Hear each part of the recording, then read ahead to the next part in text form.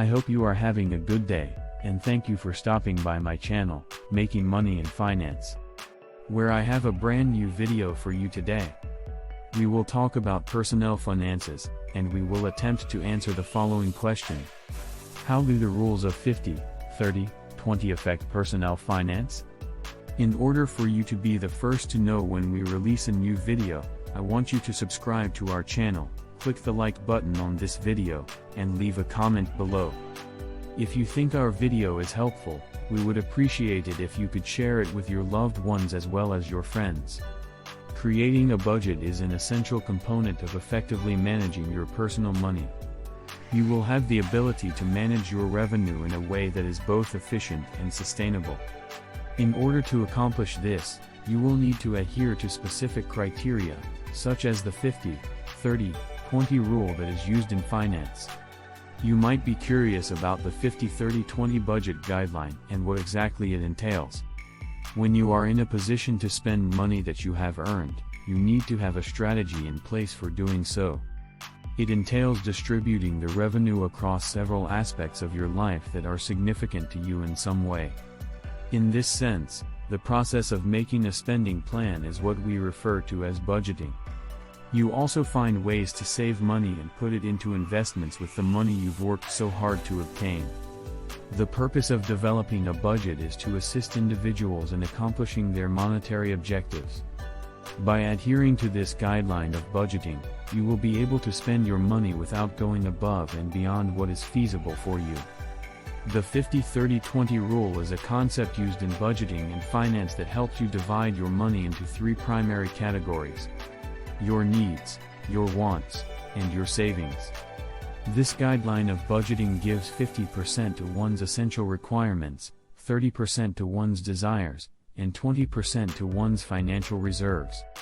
It was devised as a rough rule of thumb for families and the working class to organize their expenditures.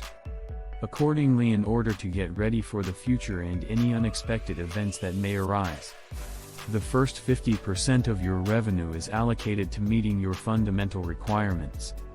These include the place you sleep, the food you eat, the utilities you use, and the clothes you wear. These are the things that are necessary for you to continue living as a human being. This category contains things that are essential to your survival. It is essential that you make sure you have enough money to cover your fundamental requirements. Be sure that your budget accounts for the most fundamental requirements. The allocation of this half of your income will be determined by the circumstances you find yourself in. Another 30% of your revenue is spent on satisfying your desires. These are the kinds of things that would be nice to have, but they are not strictly necessary. They include choices that are based on a person's lifestyle and include things like hobbies, holidays, eating out, subscriptions, and mobile phone plans, among other things.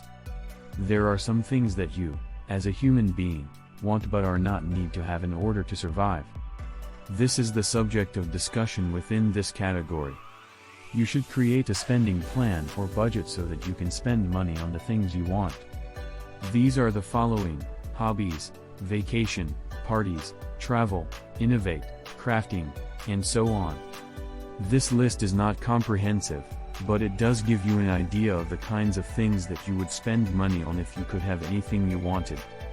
The following 20% of your income should be allocated to savings. For the long term and additional payments made toward any debts you may have. Contributions that you make to your 401k or IRA would fall under this category, for instance. And if you're trying to get out of debt, the additional payments you have to make would be factored into that budget. In a nutshell, the 20% bucket is intended to be used for your most important financial needs, such as your savings for the future and some portion of your debt repayment. It is recommended that you set aside 20% of your net income for savings and pay down debt as part of your financial planning strategy. This indicates that you should put money aside for all of your savings, including your 401k, your emergency fund, buying a home, and making payments on your debt. Why you should stick to the 50-30-20 rule in your financial decisions. You are considering the 50-30-20 budgeting guideline because you want to make your financial condition better, and you are trying to figure out how to do so. If you want to be able to handle your income after taxes in a responsible manner, you should apply the 50-30-20 rule in finance. The reasons for this are to assist you in having sufficient funds. You can meet all of your essential requirements, satisfy all of your desires, and yet have money left over to put away. When you start utilizing the budgeting rule of 50-30-20, you are going to have a better picture of where and how you are spending your money. This is because the guideline is broken down into thirds. Taking this method will make it easier for you to stay within your financial means. You will also have the opportunity to build up your funds. You will also discover how to take charge of your money, which will allow you to meet your monetary objectives if you practice effective administration of your personal finances. It is crucial to create a budget for your own money to ensure that you are able to successfully achieve your financial objectives. It is essential to have a method or strategy to guide your budgeting. You could be questioning whether or not the 50-30-20 guideline is a reasonable budget for you. The 50-30-20 budgeting rule is a smart and sound technique. But whether or not it will work for you depends on the particulars of your financial situation. You need to think about your three categories and the method by which you will monitor how much money you spend in each of the areas. If you do not build a structure, it may be more difficult to create a budget. Improving your spending habits could prove to be a very challenging task for you. You need to give some thought to a method or system of budgeting that is suitable for your own characteristics.